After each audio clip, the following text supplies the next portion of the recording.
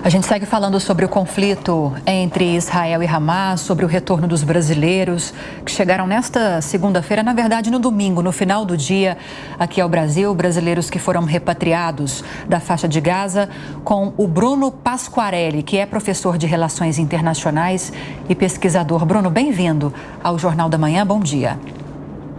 Bom dia, eu que agradeço o convite. Quero começar te questionando a respeito desse cerco em boa parte dos hospitais na região norte da faixa de Gaza, cerco esse feito pelos soldados israelenses. Ontem circulou muito uma informação que pelo menos boa parte do Al-Shifa, que é o principal hospital da região, foi tomada pelo exército de Israel. Que leitura é possível fazer dessa contraofensiva nesse setor especificamente? Olha, a contraofensiva, ela é muito problemática, né, digamos assim, porque Israel corre sérios riscos fazendo ali a incursão terrestre. Isso já foi dito por diversos especialistas e analistas da área. O grande problema é que Israel está fazendo uma contraofensiva, está fazendo de uma maneira bem feita, de acordo com Israel, né? Israel tem feito um chamado torniquete, impedindo que os terroristas do Hamas saiam da região norte e vão para a região sul. Só que o grande problema desse torniquete, dessa incursão terrestre, é que ela é uma região densamente povoada e que possui diversos hospitais.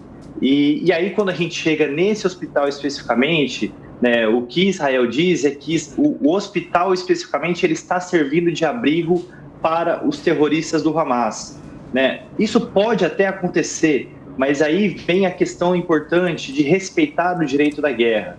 Não é porque determinado país está dizendo que existem terroristas embaixo daquele hospital ou dentro do hospital que realmente Israel pode agir com maior intensidade naquela localidade, porque nós estamos falando de uma população civil que está ali, que precisa de mantimentos, que precisa de acesso à saúde e que já não tem ainda, não tem, por exemplo, a eletricidade chegando, os hospitais não estão funcionando realmente da maneira adequada. Então, o ponto central de toda essa questão é que o direito da guerra precisa ser respeitado, né? E caso Israel faça uma ação muito intensa contra o hospital, a gente pode observar a configuração dos chamados crimes de guerra nesse caso. Se estabeleceu uma métrica difícil de ser rompida, uma lógica difícil de ser rompida, não é, Bruno? De que se alguém põe ou impõe alguma observação ao volume, à contundência da resposta dada por Israel, parece que está imediatamente apoiando o grupo terrorista Hamas. Ou seja, se estabeleceu uma divisão ideológica também nessa questão que parece que inviabiliza qualquer tentativa de estabelecer o mínimo de bom senso, se é que é possível impor bom senso durante a discussão de uma guerra, né? Isso dificulta as coisas, né? Exatamente, Rafael. No início da ofensiva ali, no início da guerra especificamente, né, nós tivemos a opinião pública internacional defendendo o Estado de Israel por conta das ações terroristas do grupo Hamas, né, as ações terroristas que mataram mais de 1.000 israelenses, e realmente a gente viu naquele momento toda a comunidade internacional defendendo Israel, prestando condolências, né, os países saindo em defesa de Israel. Com o passar do tempo, com a ação armada mais efetiva do Estado de Israel, né, por meio, primeiro, de mísseis e, segundo, por meio da incursão terrestre, a gente começa a ver uma nova posição dessa opinião pública internacional, não somente da opinião pública, mas também de chefes de Estado, né, muitos deles condenando as ações de Israel, condenando essa ação realmente que acaba chegando muito mais para nos civis ali da região da faixa de Gaza, que acaba comprometendo ali a população como um todo. Então a gente vê uma mudança na opinião pública internacional, uma maior pressão internacional por parte dos países em relação a Israel, e a gente chegou até num ponto agora que um dos principais porta-vozes ali de Israel, dizendo que Israel teria que fazer uma ação intensiva com maior intensidade nas próximas 2 ou 3 semanas, porque depois isso ficaria mais inviável por conta das pressões internacionais. Então, o que a gente vai ver provavelmente nas próximas semanas, realmente os países principais que estão envolvidos ali em qualquer tentativa de mediação e de diálogo, como Estados Unidos, como outros países do Oriente Médio, tentando diminuir um pouco dessa intensidade do conflito e pressionar um pouco mais o Estado de Israel para que Israel diminua essa intensidade, ou propor pausas humanitárias, propor um cessar-fogo, que eu acho um pouco mais difícil, mas a gente vai ver realmente uma maior pressão da comunidade internacional em relação ao Estado de Israel nas próximas semanas. Nós vimos, Bruno, se não me engano foi ontem, uma manifestação gigantesca pró-Israel nos Estados Unidos. Se não me engano, reuniu mais de 300 mil pessoas e houve a participação de políticos, tanto de direita como também de esquerda, do Partido Republicano, do Partido Democrata. E a gente sabe que ultimamente, pelo menos nesses últimos dias, o presidente Joe Biden tem entrado também nesse contexto de críticas internacionais a força dessa contraofensiva de Israel, principalmente nesses hospitais que a gente está destacando.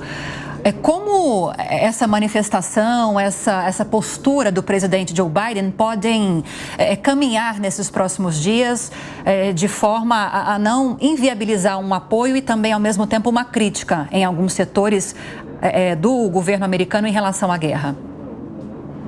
Lívia, toda a posição dos Estados Unidos em relação a Israel é uma posição histórica, né? Nós temos ali basicamente desde o final da década de 40, né, Estados Unidos realmente tomando a frente em relação a Israel, auxiliando com questões militares, com gastos, né, com orçamentos. A gente vê, por exemplo, nos últimos, logo após o conflito, né, o início do conflito, os Estados Unidos entrando com um pedido orçamentário para ser aprovado no Congresso Nacional, com milhões de montantes de dólares em ajuda. Então a gente vê realmente um país muito preocupado em auxiliar Israel, né, e as próprias declarações do presidente Joe Biden no início do conflito era de apoio realmente ao Estado de Israel. A gente via, por exemplo, quando o Joe Biden coloca os porta-aviões ali na faixa de Gaza, né, na região do Mar Mediterrâneo, como uma forma de pressão, de dissuadir outros adversários a não entrarem no conflito, como o caso do Irã.